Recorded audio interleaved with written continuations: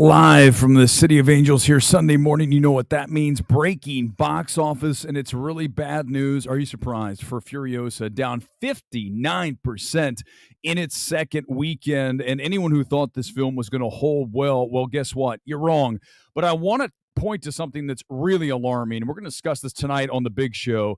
Look here at the overall box office this weekend, down 67% from last year when we had Across the Spider-Verse open.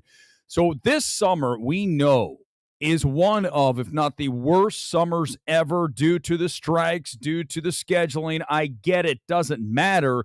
Theaters are ghost towns right now, and this weekend proves it yet again. Garfield did beat Furiosa, but down 67%. Are you kidding me? It's terrible. Furiosa, here it is, second weekend domestically, $10.8 million. International, $21 million this weekend.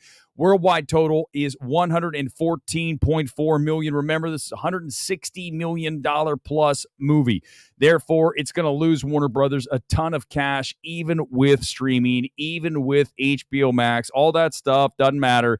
It's still going to lose them a ton of cash. That's why they are not going to proceed with another Mad Max film. Why would you, looking at these results? Looking at the worldwide numbers here, you're looking at Japan at 2 million, Korea 3 million, France 1.7, Australia 1.5, UK 1.3. It does open in China coming up on the 7th. We'll see how that goes. I'm sure Warner Brothers is praying, please do something over in China for us.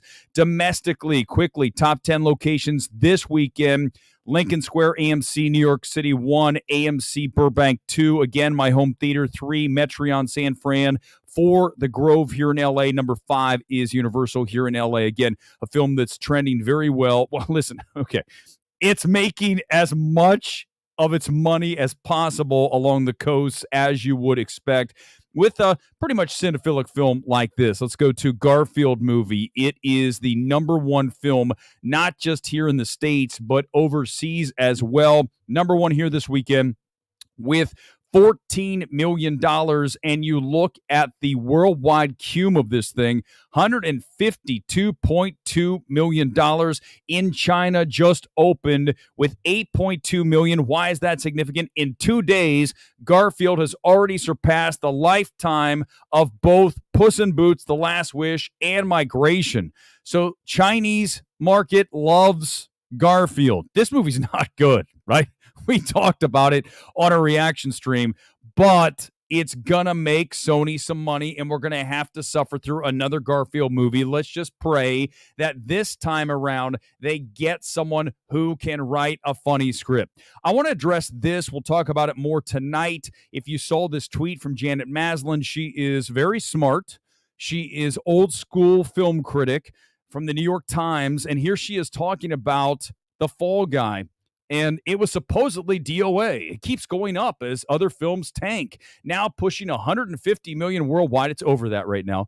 And it's already on streaming. Give new films room to breathe, okay? The old world rules no longer apply. Well, guess what, Janet? This is a $130+ million film. This film is going to lose Universal a ton of money. So it doesn't matter what the number is. This isn't good. So you got to know what you're talking about. Janet, I respect you. I know you follow me. I follow you on Twitter. But this is why you got to leave the box office to people who know it, like yours truly. I would never call The Fall Guy, oh, look, it's creeping up, it's doing well. Yeah, the drop-offs aren't that bad because there's nothing in theaters.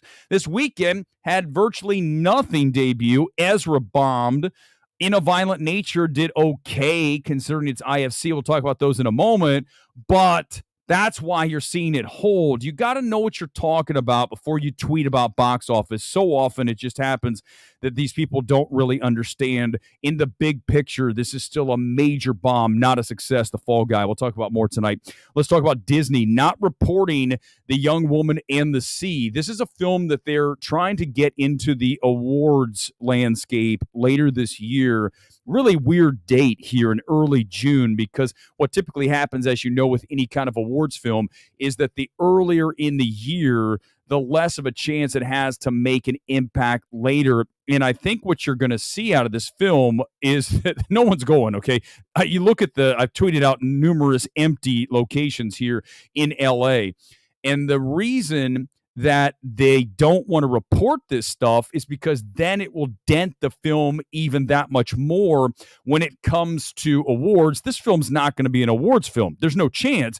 And look at the empty theaters. It doesn't help. I think it's also important to note, we'll talk about this tonight. I'll bring it up again and talk about it more at length. This is why Netflix does not put their movie box office gross out there, because it would make their films look like shit, right? You just want to kind of bury that. And that's what Disney's doing this weekend. They're not telling anybody what this film made, but get your AMC app, look around New York, look around LA, where Young Woman of the Sea is playing. You're going to see 2 people in the theater, sometimes none, like last night. So that is why they're protecting their film. They're trying to keep the word of mouth positive, but this film is dead when it comes to awards. Trust me on that. IFC did score its best ever debut with In a Violent Nature, the Skinamarink Friday the 13th, as I called it here back on Thursday night. And this is a film that got just a little over $2 million. When you look at the per screen average, again, it's not good. Guys, it's $1,200. You got to remember, even though we're talking about the second best ever debut for IFC, this is still $1,200 per location. That is not strong. Dune 2 opened to $20,000 per location. To give you some idea of when we spin these numbers, I don't do that. These other publications, the Deadlines, the Varieties, the THR, kudos to THR for saying this is terrible, right, this weekend. But they typically spin it to, it's not that bad. Furiosa only dropped 59%. What? That's not good. If you want to see a film that possibly has a chance to make it after that incredibly underwhelming debut, you want to see a drop of 42%, 45, not 59 pushing 60. This is why you come here to MMT, Breaking Box Office, for the no spin zone. Sorry, Bill O'Reilly people, I'm stealing it. He's done. It's time to move on from that and come here to MMT. Let's go to the top 10 box office, and here we go. Garfield, number 1, $14 million. Number 2, If, beat Furiosa in its what weekend? Is it third or fourth weekend? Third weekend for If, and it is at $80 million. Remember, family films are going to do well. We called that about If. If should be higher than 80 million, but either way, it's holding at minus 33 because families are like, I don't have anything to do. I want to go to see a movie. That's why Despicable Me 4, Inside Out 2, those films are going to do bonkers box office coming up here soon, because those films, Garfield and If, are not incredible films, right? They are incredibly underwhelming films.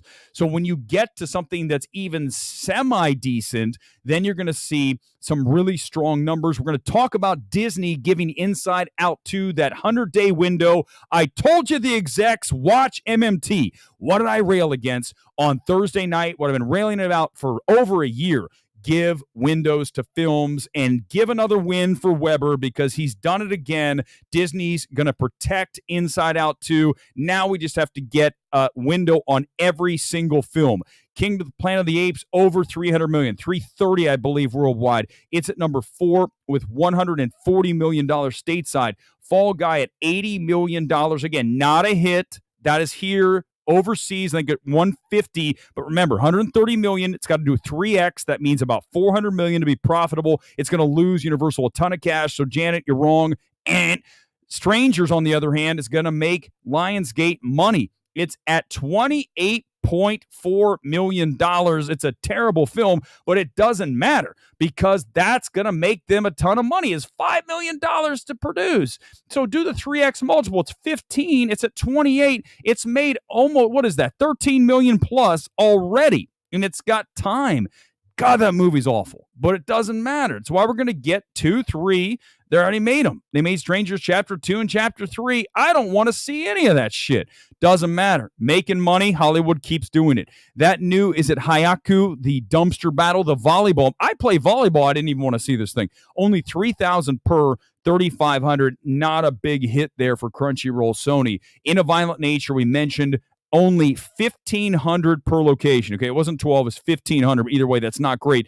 $2.2 million on the weekend. Ezra bombed. That film went to 1,320 screens. Violent Nature was 1426, so they're semi-wide, right? A really wide film that opens is at 4,000. Like Garfield right now, 4,100 screens. So a third of that. Ezra at $900 per screen. Yeah, that's terrible. Sight at number 10 with nearly $6 million. Okay, tonight on the big show on Sunday night, we're going to discuss that theatrical window that Disney just gave Inside Out 2. How do we save theatrical? Down 67% this weekend. You better be concerned. I understand the product's not there, but either way, there is something in the air. As I went to the theater again last night, dead, there's something going on. You can feel it. That theatrical is definitely on the ropes, as we discussed the other night and will continue tonight. I'll tell you how to fix it, but Disney did a really smart thing and did what we told them to do. They are protecting Inside Out 2. We'll discuss it tonight, along with whatever you want to talk about on the big Sunday evening spectacular here, MMT. For now, peace out. Live from LA. I'll see you tonight about 8 o'clock here in Los Angeles.